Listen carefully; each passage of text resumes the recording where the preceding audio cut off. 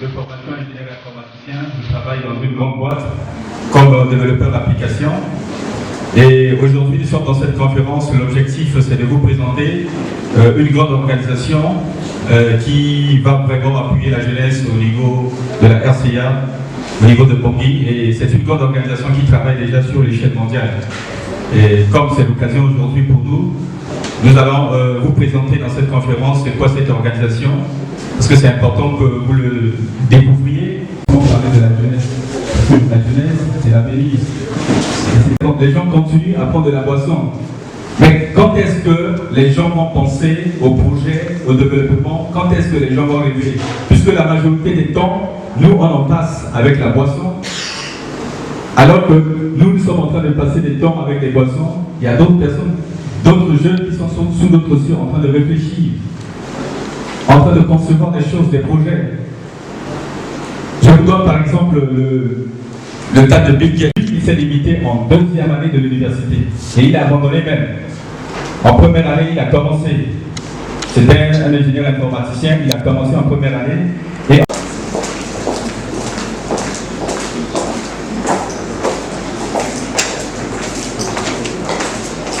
à partir de 14h pile, on prendra juste une petite pause de 15 minutes. Maintenant, on va essayer de partager un peu. Je pense que le modérateur a pu donner quand même des éléments essentiels par rapport à notre présence ici. Le thème de notre conférence est intitulé « Devenez ce que vous devez être ». En fait, c'est une formation. C'est une formation qui permet à la jeunesse, surtout la jeunesse africaine, de pouvoir se prendre en charge, de s'élever et de conquérir le monde. Par rapport à cela, le problème des Africains, c'est nous-mêmes les Africains. Le problème du peuple sud-africain, c'est nous-mêmes. Le problème du Congolais, c'est eux-mêmes les Congolais. Les problèmes du Nigérien, c'est eux-mêmes les Nigériens. Donc, en bref, le problème de l'Afrique, c'est nous-mêmes les Africains.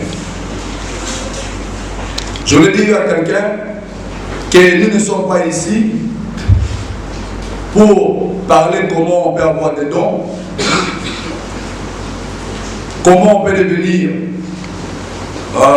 comment on peut suivre l'Occident, comment on peut être soutenu par quelqu'un. Nous ne sommes pas ici pour réfléchir comment on va aller en Europe, comment on va aller aux États-Unis d'Amérique, comment on va chercher des bourses d'études et consorts,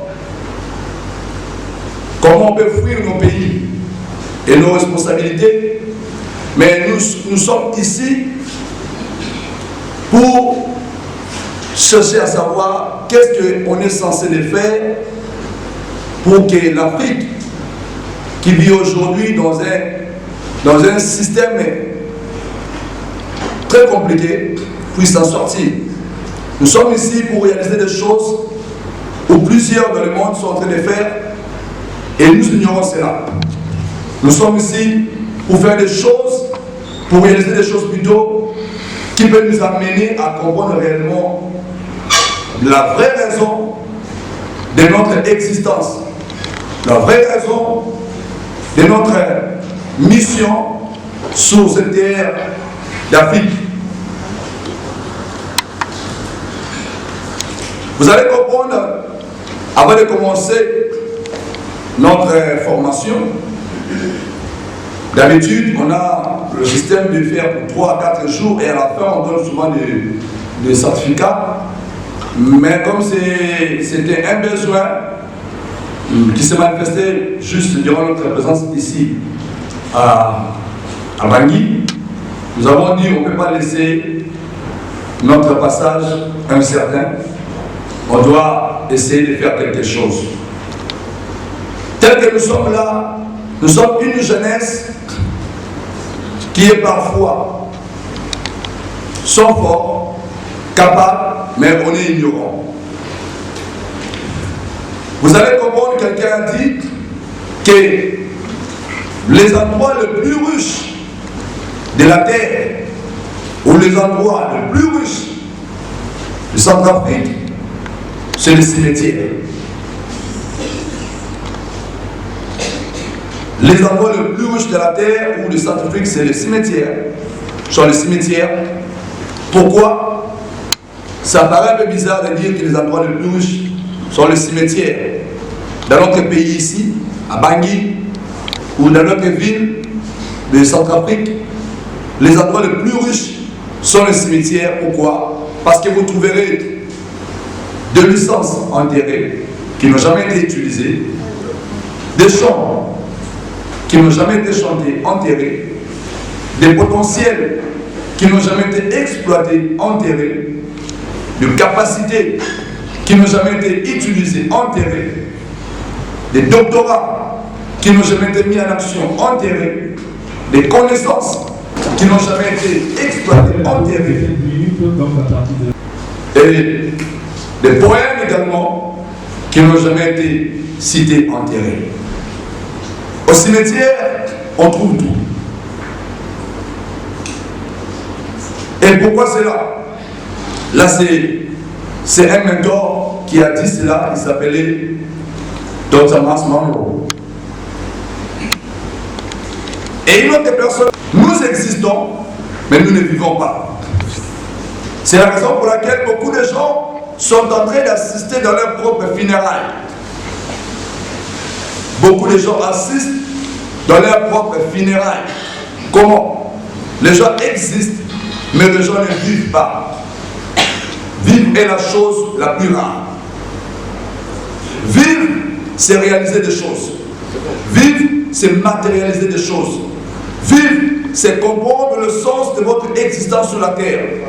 Vivre, c'est être actionnaire. Vivre, c'est réaliser l'impossible. Vivre, c'est de faire des choses que le monde ne peut pas imaginer. Vivre, c'est réaliser son potentiel. Vivre, c'est réaliser les souhaits de son cœur. Vivre, c'est maximiser votre potentiel. C'est ça, vivre. Tu peux exister, mais tu ne vis pas. Vous allez remarquer ici, en Centrafrique, à Bangui, le jeune existe. La population est beaucoup plus caractérisée par des réalités tribaux, très compliquées également, où vous allez remarquer le jeune existe, le jeune, la jeunesse plutôt existe, même pour vivre, c'est tout un problème. Ce n'est pas tout celui qui est en costume, tout celui qui marche, tout celui qui se retrouve dans le milieu est en train de vivre. Vivre est différent d'exister. La plus grande tragédie de la vie n'est pas la mort, mais c'est une vie qui n'a pas d'objectif. La plus grande tragédie de la vie n'est pas la mort, mais c'est une vie qui n'a pas d'objectif. Donc vivre, c'est réaliser les souhaits de sa vie, c'est accomplir son objectif, la raison de son existence. Ça, c'est mon introduction pour commencer le message. La plus grande tragédie de la vie n'est pas la mort. La plus grande tragédie de la vie n'est pas là où on est en train, je ne sais pas trop dire, citer les noms, là où on est en train de couper les têtes des gens, là où on attaque les gens, là où on maltraite les gens. Mais la plus grande tragédie de la vie d'un jeune ou d'un Africain, c'est vivre sans objectif. Se lever le matin et on ne sait pas qu'est-ce qu'on doit faire. On sort à la maison le matin, on ne sait rien du tout. Qu'est-ce qui va se passer après 5 ans, après 10 ans, après 1 année, après 2 ans, après 3 ans, après 20 ans de son existence? Qu'est-ce qui va se passer? Ça, c'est la tragédie. Aller à l'université pour ne rien foutre, pour ne rien faire, et pour échouer, ça c'est la tragédie. Aller même à l'église, et pour un jour aller en enfer, ça c'est la tragédie. Fréquenter une société quelconque, pour ne rien réaliser, ça c'est la tragédie. Se lever le matin, croiser les bras, regarder le film de Novelas et consorts, ça c'est la tragédie. Passer toute la journée devant la télévision, ça c'est la tragédie. Passer toute la journée dans le Riel ou des Amélie, où nous appelons les parlementaires debout, ça c'est la tragédie. Passer toute la journée au stade, contacter les joueurs qui passent le temps à s'entraîner pour devenir meilleurs, ça c'est la tragédie. Passer le temps à ne rien faire, à ne rien réaliser, ça c'est la tragédie. J'aime beaucoup dire quand je suis à l'église, vous allez m'excuser, en même temps je suis coach et en de développement, je suis également secrétaire d'été. J'aime toujours dire à l'église que vous allez remarquer à l'église, les gens sont frustrés, angoissés, dépaysés, maltraités, malmenés, découragés. Pourquoi? Non pas parce qu'il manque le Saint-Esprit ni la vie de prière, mais parce qu'ils sont incapables de réaliser l'objectif de leur vie, les souhaits de leur vie, les souhaits de leur cœur. Vous allez remarquer, les gens prient beaucoup, mais ils sont incapables de maximiser, d'accomplir leurs souhaits. Ça, c'est la tragédie. Les gens qui passent beaucoup le temps à l'église de prier matin, midi, soir. Les gens qui pensent que rester dans la vie, il n'y a que passer le temps à la prière, prier matin, soir, crier. Et à la fin, lorsqu'ils rentrent à la maison, ils croisent les bras, ils commencent à demander, ils commencent à se quémander, qu'on sort. Ça, c'est la tragédie.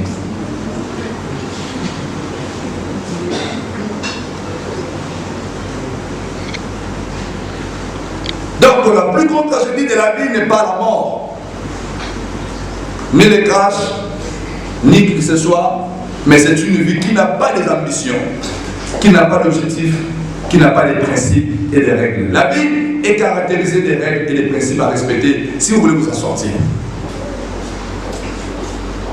L'homme ne se réjouit pas de la jeunesse, lorsque je vois quand même des responsables, des cadres, nous tous sommes des jeunes. Mais l'homme ne se réjouit pas, suivez-moi, ça c'est mon introduction. L'homme ne se réjouit pas lorsque on lui donne à manger. L'homme ne se réjouit pas lorsqu'on s'occupe de lui, on s'occupe de lui. L'homme ne se réjouit pas lorsqu'il vit par rapport aux dons. On donne des machins consorts que vous connaissez, les dons de tel pays, les dons de tel pays, les dons de tel pays.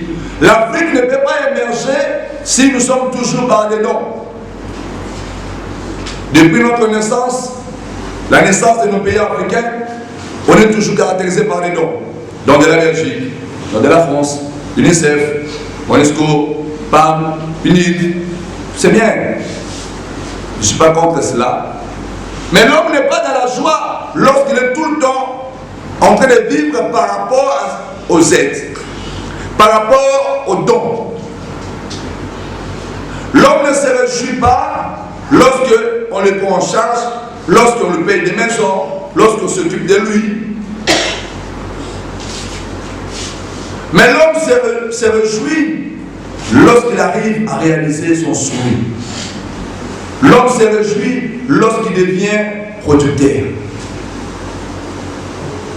L'homme se réjouit lorsqu'il est à mesure de réaliser des choses que la plupart ne sont pas en mesure de le faire. L'Afrique ne peut pas émerger si nous comptons toujours sur les dons, sur Inter, sur l'Occident, sur l'Amérique. Et vous allez remarquer ce qui est bizarre. La plupart d'entre nous, les jeunes Africains, dans notre tête, il n'y a qu'à chercher des bourses d'études, aller en Europe, il n'y a qu'à aller gagner la vie en Europe, il n'y a qu'à chercher à gagner la loterie américaine, il n'y a qu'à aller se quémander.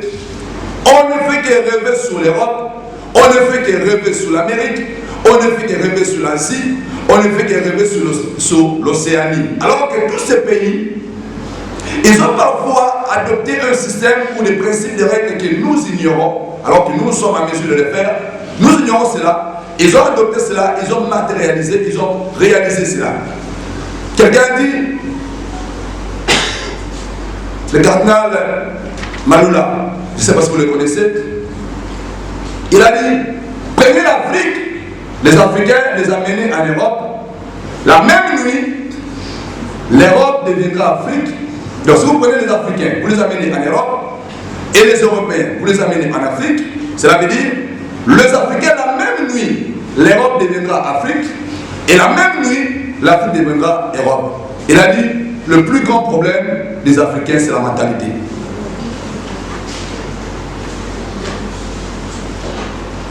Est-ce que je parle à quelqu'un? Le plus grand problème des Africains, ce n'est pas parce qu'on n'a rien. Ce n'est pas parce qu'on est né dans une famille pauvre. Ce n'est pas parce que mon père n'était pas en mesure de m'aider. Ce n'est pas parce que je n'avais personne pour s'occuper de moi, pour payer mes études. Ce n'est pas parce que je n'avais personne pour me prendre en charge. Non.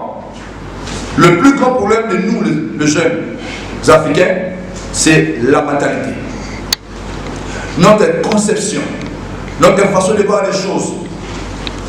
La meilleure façon d'être en retard dans la vie, c'est lorsque on pense toujours qu'on a le temps. La meilleure façon de nous les jeunes, aujourd'hui on dit on est en retard, on est en retard, on est en retard, on n'évolue pas, on ne gagne pas. Pour réaliser que vous êtes réellement en retard, lorsque vous pensez que vous avez encore le temps. Les jeunes disent j'ai encore le temps, j'ai encore le temps, je suis encore jeune, je dois maximiser, je dois me réjouir, je dois me livrer dans les choses, dans les antivaleurs, j'ai encore le temps, j'ai encore du temps. Alors que vous êtes encore en retard dans beaucoup de choses. Quand tu dis que tu as encore du temps, donc tu projettes ce que tu peux faire aujourd'hui et tu perds complètement la raison de ton existence. Au moment où tu dis que tu as encore du temps, les autres, ils sont en train de travailler, d'évoluer. Vous allez comprendre avec moi. Aujourd'hui, nous les Africains, nous sommes tellement bourrés, nous sommes tellement assoiffés derrière les réseaux sociaux. WhatsApp, Facebook, Instagram, Google. Pourquoi? Ce sont les jeunes Européens et les jeunes Américains qui sont en train de fabriquer ça. Comme Facebook. Comment il est devenu millionnaire? C'est un petit. Quand vous le mettez ensemble avec nous là, il est nulle part. En âge et consort. Mais ils ont développé des systèmes pour nous emballer dans des réalités où ils disent que nous sommes des nègres, nous sommes incapables, l'homme noir est foutu, la jeunesse sont incapables. Alors ils sont en train de nous manipuler comme cela. Pourquoi? Parce que nous on dit qu'on a encore du temps. Notre temps ici, si vous allez au Congo Kinshasa, c'est la musique. La musique, la musique, la musique, l'alcool. Vous allez à la Foucault de l'Ouest, à Bangui, c'est la même chose. Les jeunes sont debout, les parlementaires debout. On pense que la réussite, c'est comme ça, ça provient du paradis, et ça tombera du ciel. L'argent, ça tombera du ciel, ça tombera du ciel. Ce n'est pas ça. Le Centrafrique. Mais ce qui s'est passé ici, je suis sûr et certain, l'histoire me la confirme, que ce qui s'est passé, il y a eu des guerres, il y a eu des atrocités, il y a eu des choses horribles ici, qui soi-disant deviennent des arguments solides pour certaines personnes. Si on est comme ça, c'est parce qu'il y a eu des guerres. Si on est comme ça, c'est parce qu'on est capable. Si on est comme ça, parce qu'un tel est venu la piller. Si on est comme ça, parce qu'un tel nous ont cassé. Mais voulez-vous dire, toute notre vie là, on restera comme ça, parce qu'il y a eu des guerres, parce qu'un tel est venu, parce que l'Occident est venu, parce que. Des fois, ce sont des arguments de la jeunesse africaine. Quelqu'un m'a dit, si je suis pauvre, c'est de la faute à mes parents. Mais si je meurs pauvre, c'est de ma faute. Pourquoi? Vous avez tout le temps de changer des choses qui n'existaient pas. Des choses qui vous rendent difficiles, qui vous rendent incapables, qui vous rendent impuissants. Vous avez tout le temps de changer des choses qui en fait de sorte que votre famille, votre pays, votre ville, votre clan, votre tribu puisse devenir tel qu'elle est. Donc si tu es né pauvre, ce n'est pas de ta faute bien sûr. Le président, le ministre, tout ça. J'aime toujours dire à mes compatriotes, si mon président est incapable de faire de mieux pour moi, voulez-vous dire que je dois croiser les bras parce que le gouvernement est incapable, parce que le gouvernement ne peut pas faire les choses, parce que, non. Si toi tu ne parviens pas à m'aider, je dois faire ce que nous appelons l'autoprise en charge. C'est un élément très capital, nous en parlerons plus tard. Là c'est l'introduction. Tu ne peux pas changer ton passé. Tout ce qui s'est passé ici à Bangui, Centrafrique, l'histoire me dit qu'il y a au moins 87% de chômage de jeunes ici. 87. Il y a au moins la jeunesse de 15 à 24 ans qui se livre dans des actes d'extrémisme. Lorsque je parle d'extrémisme, vous comprenez? Dans des actes barbariques, prendre des armes, aller entre guillemets, dans les forêts, aux brousses là-bas. Comme il n'y a pas d'autres activités à faire, il n'y a qu'une seule activité, c'est prendre les armes, des vieilles de Poulouna comme chez nous, commencer à tuer, commencer à détruire. Et c'est comme cela qu'on va construire l'Afrique? Jamais. C'est comme ça qu'on va construire les pays? Jamais. On ne peut pas changer ce qui s'est passé. Tout ce qu'on a enduré ici à Centrafrique, on ne peut pas le changer. On ne peut pas changer cela. Il y a eu des injustices, soit disant de l'Occident, ce n'est pas un problème, on ne peut pas les changer. Mais qu'est-ce qu'on doit faire? On doit faire, nous les jeunes, quelque chose aujourd'hui qui changera notre futur. On doit faire des choses aujourd'hui qui changera notre futur. Parce que notre futur n'est pas de ce qu'on fait aujourd'hui. Le bonheur dépend de ce qu'on fait aujourd'hui et de ce qu'on est aujourd'hui. La gloire dépend de ce qu'on fait aujourd'hui. L'élévation, la distinction, la puissance, l'autorité, la capacité dépend de ce qu'on fait aujourd'hui. Voulez-vous devenir puissant? Pensez à le faire aujourd'hui. N'attendez pas demain. Mais nous, les jeunes Africains, nous on se dit, on attend encore le gouvernement. On attend encore l'UNICEF, comme Tekema dit, il dit, nous sommes des partenaires de l'UNICEF. Donc si l'UNICEF ne fait rien, moi quand j'étais enfant, quand j'étais à l'école primaire, on vivait que dans des dons de la Belgique. On nous amenait chaque année des ardoises,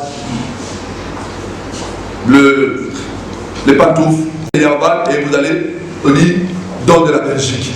Don de la Belgique. Et on était fiers de cela. Et mon père était incapable de pouvoir acheter quelque chose pour moi parce qu'on attendait que des dons. Et c'était pour nous un élément important, on disait les dons, les dons, les dons, les dons, dons. Et c'était la chanson des Africains, des Congolais.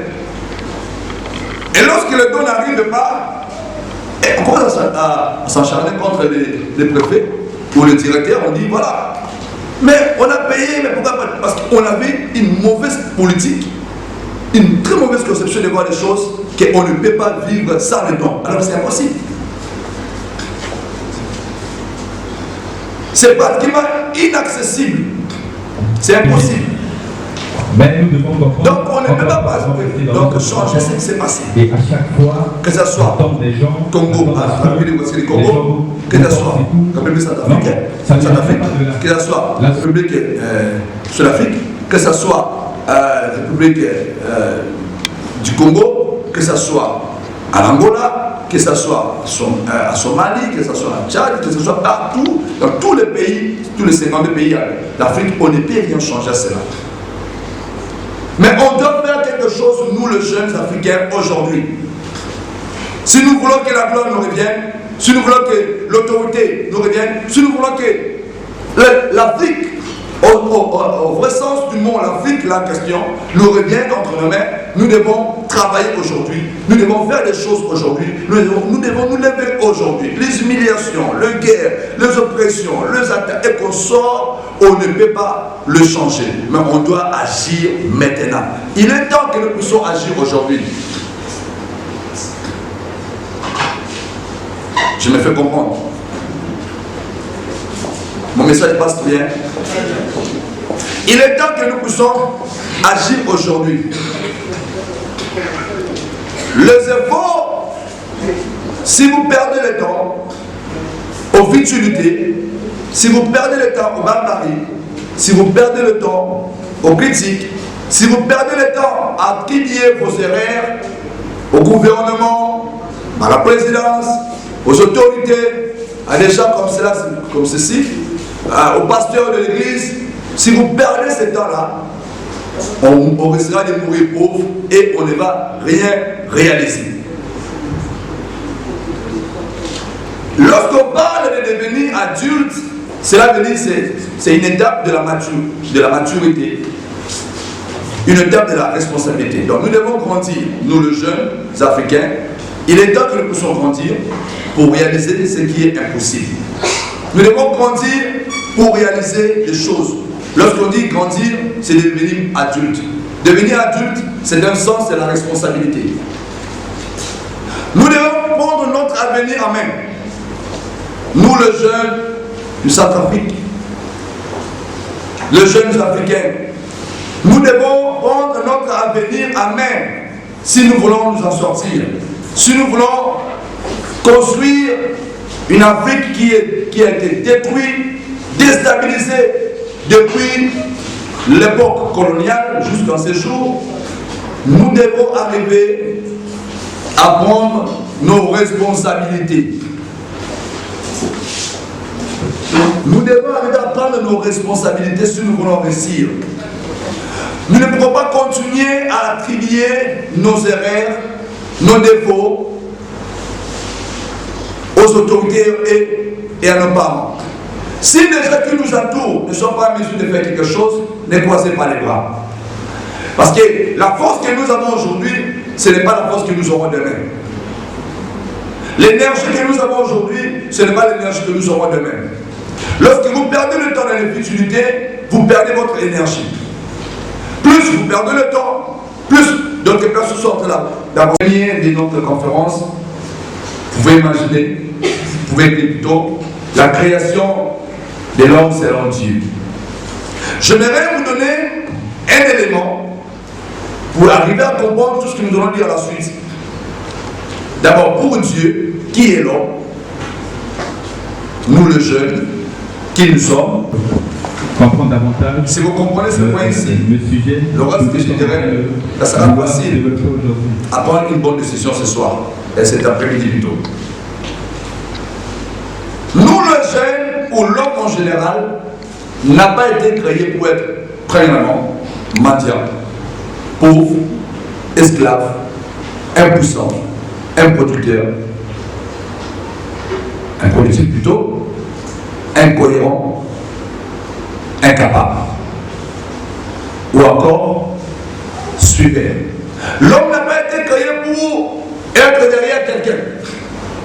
Non. L'homme n'a pas été créé pour vivre dans un système qui le rend incapable en tout. Non. L'homme n'a pas été créé pour demeurer comme un esclave. Non. L'homme n'a pas été créé pour être aujourd'hui en train d'attendre seulement les dons. Donc de l'UNICEF, de l'UNICEF et tout ça, les dons, on écrit dans les dons. Ici à Centrafrique, nous on attend les dons de la France. Chez nous là-bas au Congo, Kinshasa, dons de la Belgique. Dons de la Belgique. Et si nous avançons un tout petit peu, vous allez au Congo-Brazzaville, dons de la France. Vous allez au Bénin, dons de la France. Vous allez à Accra au Ghana, dons de l'Angleterre. Vous allez à Johannesburg, en Afrique du Sud, dons de l'Angleterre. Vous allez dans nous, on ne peut plus vivre dans des dons. Donc ça, les dons, on est incapable. C'est pas ça. L'homme n'a pas été créé pour être suiveur. pour les gens qui lisent la parole de Dieu, vous allez mentionner dans le livre de Genèse, chapitre 1er, verset 28 à 29. 26 à 28 plutôt. Et Genèse, donc le verset 28, c'est là où l'homme a été créé en dernière position. Lorsque Dieu a tout fait, et à la fin il a dit, c'était une conclusion. Il dit, ah voilà, maintenant, faisons l'homme à notre image. Pourquoi? Pourquoi il devait créer l'homme à son image? Pourquoi? Quelle est la mission, le sens, la responsabilité de l'homme? Qu'est-ce que Dieu veut de l'homme? Lorsqu'il a créé l'homme, Dieu n'a pas dit ce sont les Américains qui seront les plus puissants au monde. Dieu n'a pas dit ce sont les Français qui vont dominer le Centrafrique. Dieu n'a pas dit ce sont les Belges qui vont dominer le Congo, Kinshasa. Dieu n'a pas dit ce sont les Français qui vont dominer le Congo, Brazzaville. Dieu n'a pas dit ce sont les Portugais qui vont dominer Angola. Dieu n'a pas dit ce sont les Anglais qui vont dominer Centrafrique, ou Ghana, ou Zimbabwe, ou encore Zambie. Non. Il dit, faisons l'homme à notre image. L'homme a été créé avec un sens de responsabilité. L'homme a été créé avec un sens de maturité. L'homme a été créé avec un sens de domination. L'homme a été créé avec un sens de réaliser son plein potentiel. Alors, le monde a créé des systèmes. Quelle est la mission, la raison de l'existence de l'homme? Si vous comprenez ici, il y aura moins de questions par rapport à des équivoques. Très important. Parce que dans les conférences, quand je donne cela, il y a des gens qui me ramènent à la même question que ce que je donne maintenant là. Comprenez d'abord le sens de votre existence. La meilleure façon d'avancer dans la vie, il faut d'abord chercher à comprendre qui. Donc, c'est qu'on est. Quand nous sommes arrivés, on dit nous sommes des nègres. Et nous également, nous vivons également. Quand on est à côté d'un blanc, imaginez si un blanc arrive ici et il se met à côté de toi. La première des choses, tu vas lui donner la place. Pour réaliser ce que vous comptez faire, ne dépend pas de votre entourage, cher ami, mais cela dépend de soi-même et des façons dont nous voyons les choses et nous appréhendons cela. Il existe quelques éléments qui tourmentent la jeunesse. La première des choses qui tourmente la jeunesse, le premier élément qui tourmente les jeunes africains, la peur de l'avenir. C'est la peur de l'avenir. Les jeunes ont peur de leur avenir. Les jeunes ont peur de réaliser des choses. Réaliser le souhait de votre vie, vous devez affronter la vie. N'ayez pas peur de la vie. N'ayez pas peur des choses. Ne vous sous-estimez pas. Ne soyez pas comme les autres qui disent que c'est fini. Comme je disais, qu'en Afrique, il n'y a pas un travail. Il n'y a pas de travail, il n'y a que la politique et la prière et l'église. Ah oui. On se concentre comme ça. C'est pour cela même à l'église, les gens sont de plus en plus pauvres. Vous savez pourquoi? Parce qu'on croit toujours qu'on réussit la vie par la prière. On ne réussit pas seulement par la prière. La prière elle-même ne suffit pas. Je suis sûr et certain, le Centrafrique et notre pays RDC, ils ont les mêmes principes. Ici aussi, c'est un pays qui est religieux. RDC également. Le taux des gens qui prient ici s'est élevé par rapport à notre religion. La manne, l'argent, les millions, le développement tombera du ciel. C'est là où nous échouons.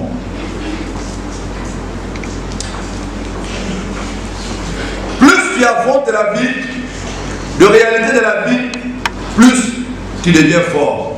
La souffrance est faite pour ceux qui vont devenir grands. La souffrance est normale.